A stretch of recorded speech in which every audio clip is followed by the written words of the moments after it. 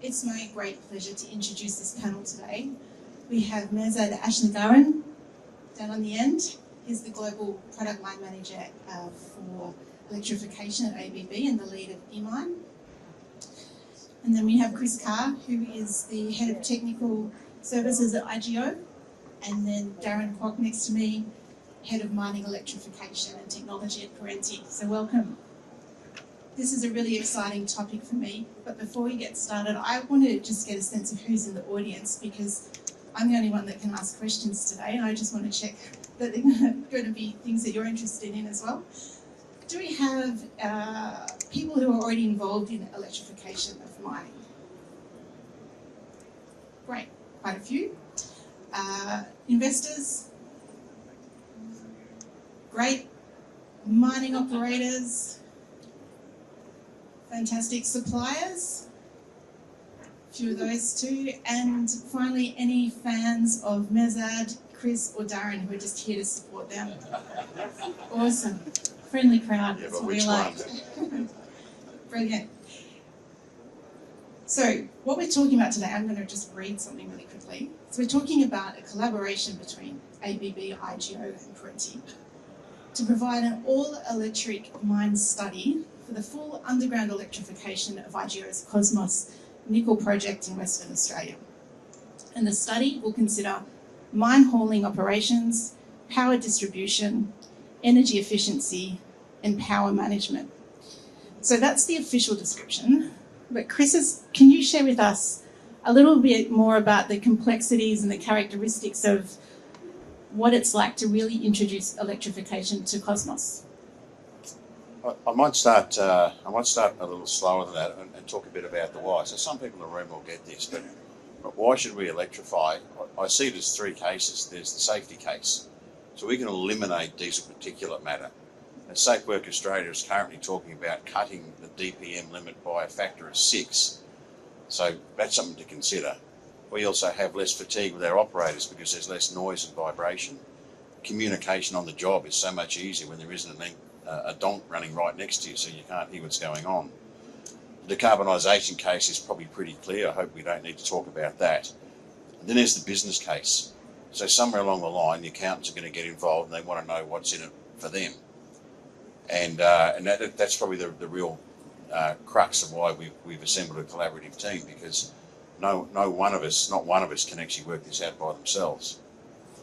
If we look at Cosmos, it's a brownfield project. It's a real project. We can't assume things. They are what they are. All the ventilation and refridge is largely already constructed.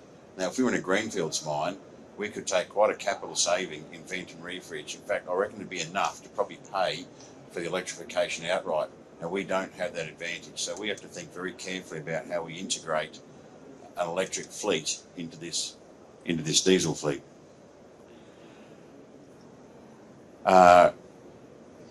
If we look at diesel, we just heard a little bit about trucks. So diesel is a very energy dense liquid at room temperature and pressure. It is very convenient. The most energy dense battery we currently have is probably 7% of what the energy density of diesel is. So we need some pretty big batteries. Of course, we've got regeneration. And that's adding complexity too with how long we can run our gear. Now we can run diesel gear as a dumb fleet, or maybe as a smart fleet where we have interconnection with real-time monitoring. But if we're looking at electric gear, one of the complexities is we're going to want to know what the state of the charge of all the batteries are, and all the batteries that are charging around the mine. We're going to want to coordinate the amount of power draw so that we can give preference to some and not others and keep the draw fairly even. So we're probably looking now at mines that are going to run whole of site Wi-Fi or even 5G. That's going to give us a lot more information flow, so better data, we can work more things out. And ultimately, to my mind, if we know where every vehicle is and where it's going, we can have true collision avoidance. We don't have to try and sense something around the corner. We already know where it is. So I think that's going to be one of the really big advantages. And probably the final point is that I'm sure my friends will expand on, is that everything looks really simple until you look into it, and then it gets more and more complicated, and boy, have we found that. That's a great segue for you, Darren, to explain how you're approaching it from Perenti's perspective. I think a little bit of context first and foremost. I mean, Perenti is a diversified organisation. We do everything from technology to a drilling service and mining contracting. So we see questions from all parts of industry, from all parts of the world, and what led us to this collaboration, besides Chris being one of our customers, is the fact that we were asking very similar questions, being asked very similar questions from different customers. And we soon realized that we had some idea of some of the answers, but we certainly, to Chris's point, didn't have the answers to all of the questions. So we very quickly sort of thought to ourselves, well, who would you ask an electrification question of?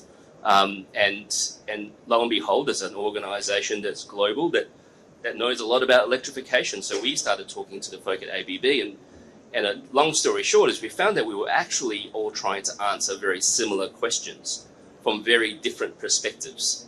And what that did was it allowed us to answer questions in a far more nuanced way. And it actually drove more questions.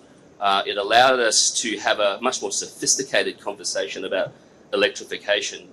And again, to Chris's point is the complexity is incredibly high because I think it looks so simple from the surface. And that's one of the tricks of it all, is it looks like we're going to do the same work. And all we're doing is replacing the same fleet with an electric version of that fleet. But as you scratch the surface, you start realizing that it has a flow down effect to how we plan, to how we schedule, to how we operate. All of our controls that we have in place to operate a safe mine, all of those will have to be discussed as well. And through all of those discussions, we said, well, what we really need is a holistic view of a mine, more so than we have today. I think we like to think we have a pretty holistic view, but the reality is we have a pre-start plan and we go execute on that plan. As the plan shifts, we take the advantage of very experienced individuals on site to then go and manipulate the plan for the best outcome possible with the change. In an electrified mining world, interestingly, just-in-time mining won't float. You have a commodity in energy that you will have to manage. And as your plan changes, how you manage that commodity will play a very intricate part to how you operate your mine. And that energy management is not something we do today. Diesel brought us flexibility. And it's not something we have today to manage. So a holistic view, which requires enabling technologies such as wireless networking. I can throw a whole heap of technology acronyms at you, but the reality is we need more. We need more of these things. And with more of this technology, you'll have more information. And with more information, there comes a point where you overwhelm folk on the ground. You're not augmenting the decision-making anymore. You're saturating them with information. And so the conversation we've been having is how do we manage that information holistically? And how do we use our individual traits, our individual strengths, by working genuinely as a team to deliver an outcome? And the outcome is the best project possible, in this case for IGO. But also the secondary outcome is how do we learn and learn quickly in a way that lets us leverage that work for future mines. And Mehrzad, Darren and Chris talked about the one of the big changes being the switch from sort of manual-paced information to being saturated with data. How is ABB then contributing to this project? And is that one of the parts that you're thinking about? I try to address a little bit with the holistic view, as Darren said, that it is everything based on the e-mine concept. It's a kind of response to the all-electric mine, but we need to understand how is this all-electric mine market is right now moving. I should say that unfortunately we have an immature technology that cannot respond to the all requirement of all-electric mine. And we should accept that right now we do not have a perfect solution. But we cannot wait for the perfect solution. We need to start with the existing one. That's why that these days with the collaboration with Perenti, working on the case of the IGO, which is also one of the opportunities that we are working these days in the all-electric mine market. We look at the subject from technology and engineering point of view. Perenti look at it from service and operational side.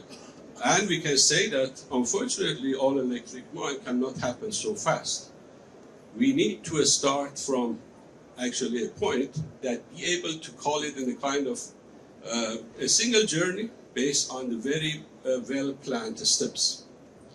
Therefore, when we talk to customers these days, first of all, I should say that the design of the all-electric mine, when your mine is now based on electrification fleet, is different to the mine that originally we knew and actually was based on the traditional model we were designing the mine. That caused that these days when we talk to the many customer miners, we try to break their long-term roadmap to a short-term, workable, manageable projects that to step by step, gradually start to help them to transform the operation. And also this phase approach help our customer to already start to reduce the carbon footprint with the minimize and also with the limited capex which is required for this decarbonization. Therefore, with consideration of this all-electric mine market and response to that, where we have the e-mine, we have a kind of phase project, and we cannot wait for the perfect solution. We start with the existing one. And I should say the solution that we might give it today to our customer might not be so attractive in 5 to 10 years. But we need to accept it as it is. As I said, because of the maturity of the solution. The collaboration with Perenti and also with IGO in this project, first of all, should happen in the very earliest stage. This is actually the approach of the IMARC. We have to be engaged in the project in the very early days. And the reason is that we want to have a kind of justified customer, that the electrification of the fleet is the right choice. We want to do a kind of trade-off study between different possibility and different type of the solution. Even in the other cases, not the IGO, we go beyond the electrification of the fleet. Do the kind of trade-off study between different type of the material handling. Because belt conveying system and hoist is still also part of our portfolio. We are building this equipment. And giving the customer a kind of a solution that he can at the end or she can at the end decide what is the best solution economically and also technically. This kind of approach, we do it in the form of a techno-economical assessment, in form of comparative simulation study, and that will help us to give us a customer indication what is the constraints of operation of the mine and how we match technology to this kind of constraints, and give a better view, clearer view to a customer, a final picture of how looks like the mine, how he should or she should operate the mine, and what is actually the constraints of the operation. What in this actually role, I should say that ABB have to be quite careful, because we want to act, first of all, OEM agnostic, we have to be neutral, and also we have promised to the market based on the e-mine concept that we should create a kind of interoperable solution. And that is actually only possible that we create a kind of concept out of the co-creation solution between the technology partners. We said very honestly to the market from the very first day that we put in place the e-mine that no one can do it alone. And maybe we also cannot do the entire solution. We need to cooperate with the other technology providers. And interoperable solution is possible when we leverage this domain expertise from a different technology owners to create the interoperable solution and also be able to implement this interoperable solution. And definitely in the longer term, we will make sure that this alignment between the technology provider could create a good ground for a standardization, which is badly missing this stage for all electric mine. And that is, as I said, early engagement, having a goal of creating interoperable solution, and also being able to provide A to Z solution, a holistic view for an entire system, was our approach that we start with also Perenti IGO in this case of this opportunity. They're great points, and I hope we'll get to touch a little bit more on all three of those, Mehrzad. But the first one I want to is just to throw to Chris, is to talk about what you were saying about the early engagement of IGO and how vital that is for you. But Chris, how are you really finding this? What's it really like to be involved this early, and how are you finding how you're working together? I think we're in the middle of sort of 3 phases of study, and certainly the findings are that it's a bit more complicated than we thought it was going to be. So if there's a couple of principles, one is if you don't have all the experts in your team, it's going to end in tears. Another one is, for me, I would describe this as having a healthy fear of failure. If you have too much fear of failure, you're not going to do anything. Not enough, you're not going to assess the risk. You can be very cavalier with your shareholders' funds and with your workforce. So for me, a healthy fear of failure is where you crave feedback, you crave all the ideas, you want to know that you're not making a mistake, you haven't missed anything.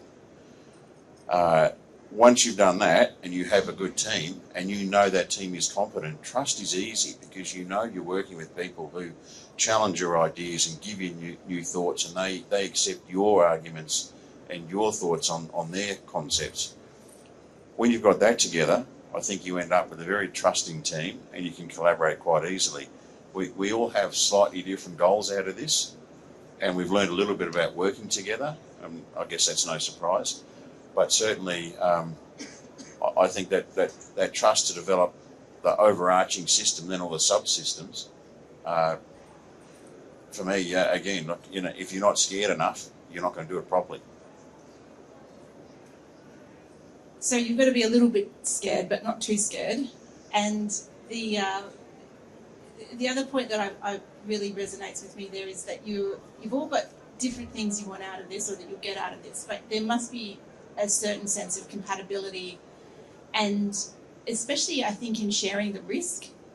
So Darren, can you elaborate, like for Perenti, what's, in terms of risk appetite, which is like saying a healthy fear of failure, how are you seeing that compatibility with ABB and IGO? Is there healthy sort of friction, or do you? I think where it's healthy to have friction, that's exactly what we're encouraging of our team. But what we don't want is a whole bunch of people nodding at each other in this study. That's not the point. We have a relatively challenging set of constraints around us that we're trying to understand. And in terms of, so let's talk about risk appetite. The good news is that we all actually want an outcome, which is to provide IGO with the best possible electrified mine. And it has to be practical, it has to be operational, it has to be economical. It has to work. And that is really the goal. Now, if you sort of put spotlights on each of our organizations, sure, we would like to learn as a mining contracting business, understanding the terms of how electrification will work is part of our DNA. We have 35 years of experience in how to operate a mine.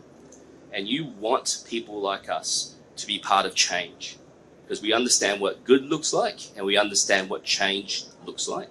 And whilst we don't have all the answers, we also understand how to get the outcomes that our client wants us to get.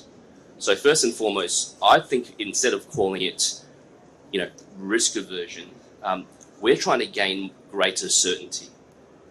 We have a whole heap of knowledge about our equipment today in diesel fleet. We can wax lyrical about total cost of ownership and the productivities of each and every fleet. And to a certain extent with electric machines, we're getting there.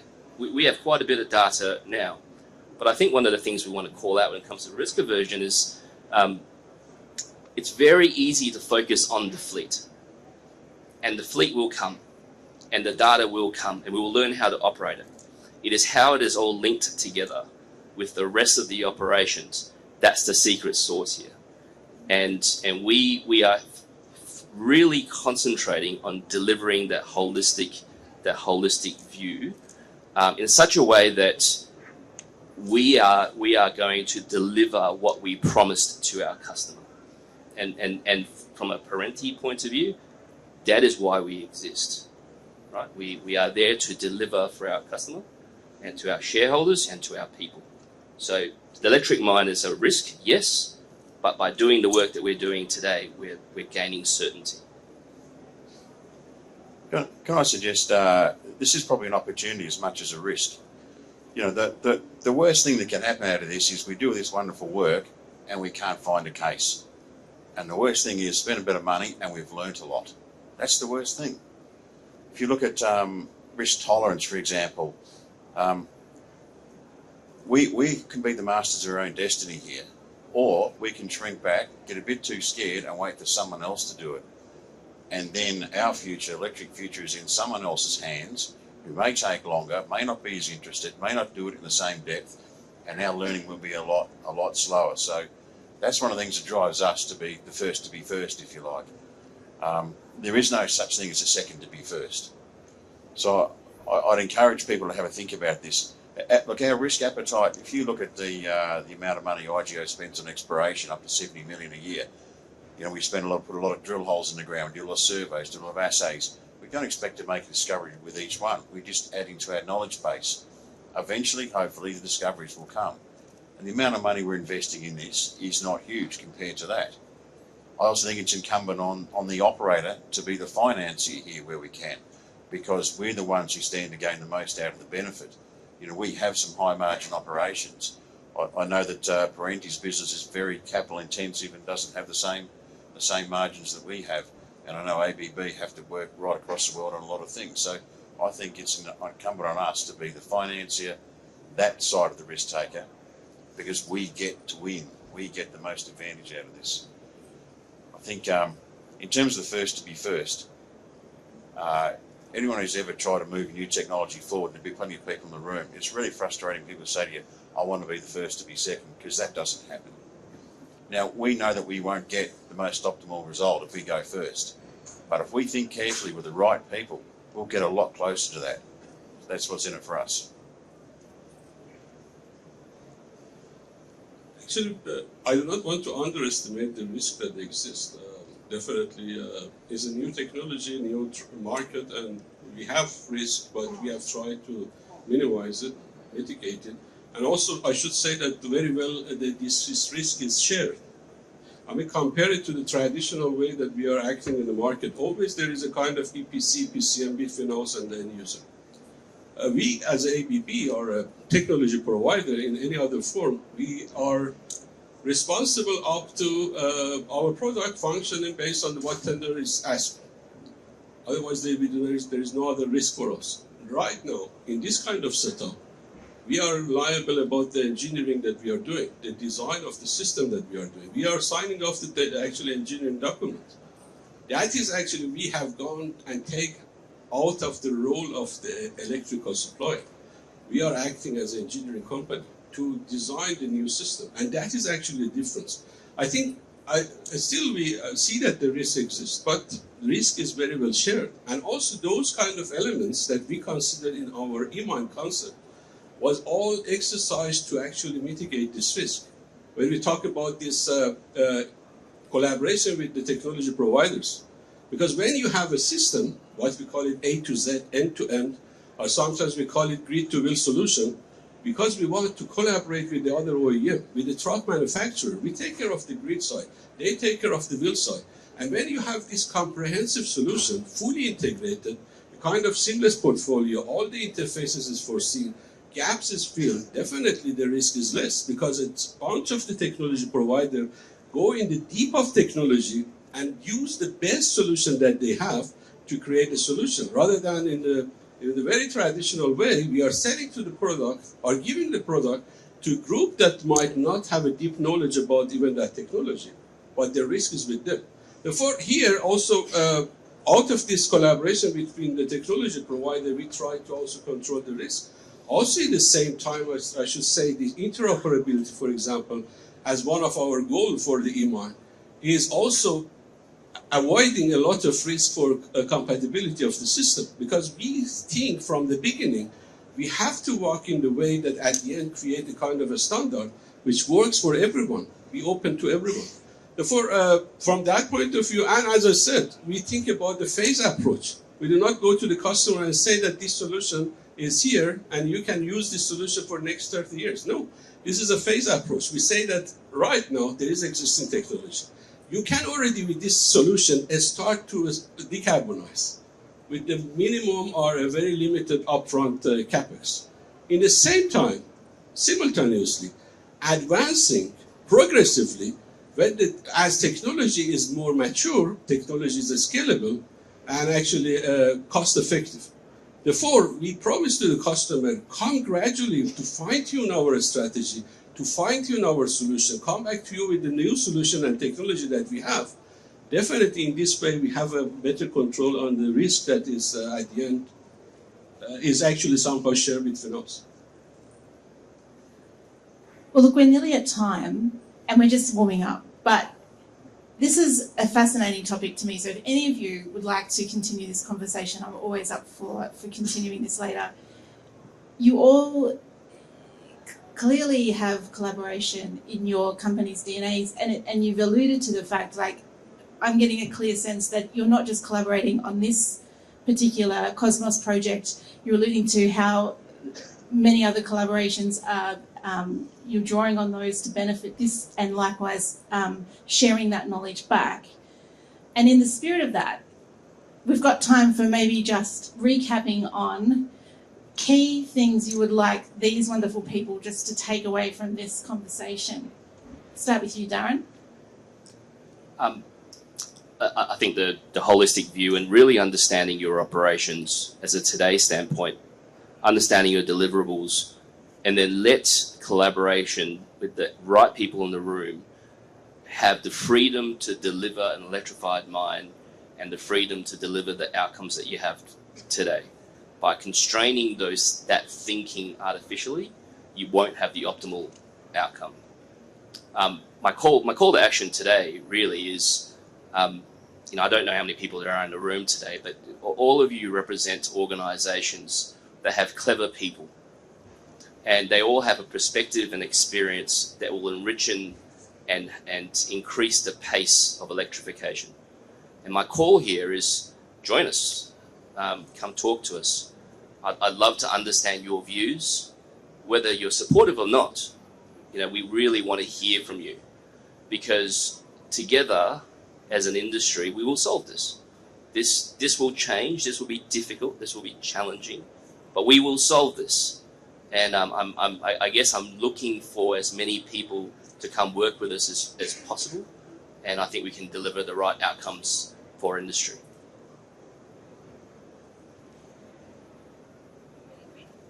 Okay. Same as what Darren said, I very much believe on this holistic view or holistic approach. Unfortunately, these days we see that most of the topics about all-electric mine is a small charger in the corner of mine, or 1 kilometer of trolley with 2 trucks. Unfortunately, I should say all-electric mine is not that. It's part of it, but not all of the system. All-electric mine goes up to your high-voltage substation, to your high-voltage bay, which most probably is not big enough anymore if you want to actually electrify the entire fleet that you have. Goes down to the primary distribution, medium voltage switchgear, rectifier substation, all the infrastructure that you have for power distribution, integration with the right automation system, integration with the right platform of the digital system. These are all electric mine. And this trend of decarbonization is come, and we have to respond to that. But there is another trend which has started earlier than all electric mine, and unfortunately you know that miners are degrading, means that mines are more and more going to the remote area, far from the infrastructure and grid system. Means that they should be independent from energy point of view, means the integration of the renewable energy. And you know better than me that the mining operation is 24/7, means that we need a storage system to store the energy for the night. Means that this immature technology that we have for a storage system should be actually considered. If you install actually the renewable energy storage system, then you need to think about a kind of microgrids to integrate the whole things. And this creates also a lot of power quality issue. The trucks, each of them, 3 to 5 megawatt power, they inject carbon into the system. You need to have a set of solutions for the power quality.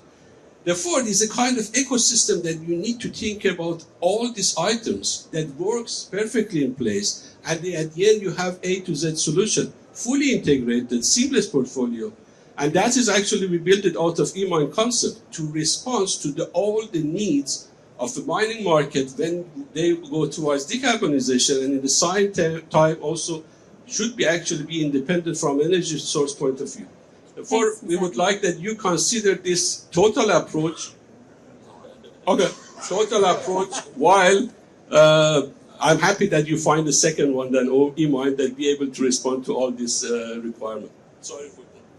In 25 words or less, Chris? Look, the OEMs and our workforces need us to get cracking on this. The OEMs need the certainty. Our workforces deserve better from us as an industry. If we can have many people being the first to be first and learning from each other, such as the collaboration to the Electric Mines Consortium, the faster we do that, the faster we get there. So if we don't do it, you guys don't have to do it. And when Gen Z turns up, we'll get the best people. Maybe you're happy with that. We certainly will be. Thank you, everyone. We hope you found that valuable, especially the last few minutes.